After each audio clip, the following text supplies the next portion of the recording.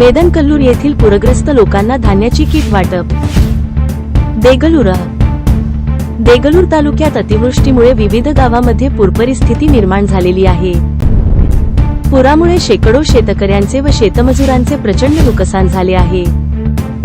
पूरपरिस्थितीमुळे अनेकांचे संसार उघड्यावर आले असून शेतकऱ्यांच्या शेतातील पिके वाहून गेल्यामुळे ते आर्थिक कोंडीत सापडलेले आहेत।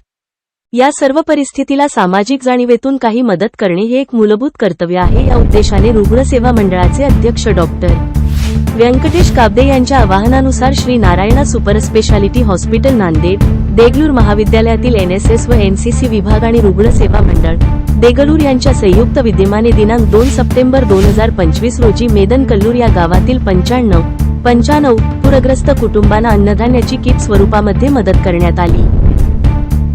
ताजा हालात न्यूज ब्युरो नांदेड। सर्वांना नमस्कार। मनुष्य प्राणी हा समाजशील प्राणी आहे आणि या समाजशील प्राण्यांच्या मध्ये कधी सुखाचे दिवस असतात, कधी दुःखाचे दिवस असतात आणि सर्वांना कल्पना आहे की मागच्या आठवड्यापासून अतिवृष्टी झाल्यामुळे, मुसळधार पाऊस झाल्यामुळे आपल्या देगलूर तालुक्यातील काही गावांमध्ये पूरग्रस्त अशी परिस्थिती निर्माण झालेली आहे।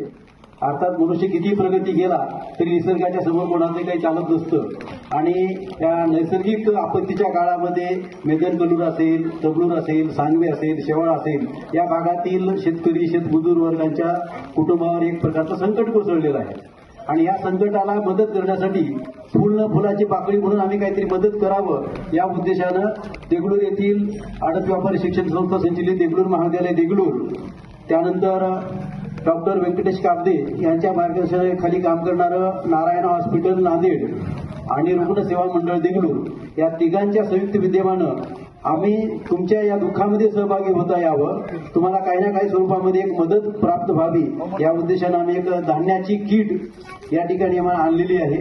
त्या धान्याच्या किटमध्ये दैनंदिन आपल्या जीवनाला उपयोग असे किराणाचे सामान आहे, त्याच्यात साखर आहे, तांदूळ आहे, तूरडाळ असेल, चहापत्ती अशा स्वरूपाचं सामान आम्ही दिलेलं आहे। फक्त सर्वांना मी विनंती करतो की आम्ही ज्या आत्मीय भावनेतून, एक सामाजिक बांधिलकीच्या भावनेतून आम्ही या ठिकाणी तुमच्या गावामध्ये आलेलो आहोत, तर सर्वांना विनंती करतो की सर्वांनी एक शांतता राखावी आणि आमची फुलाची पाकळी म्हणून जी काही मदत आहे तर ती मदत स्वीकारा अशी विनंती।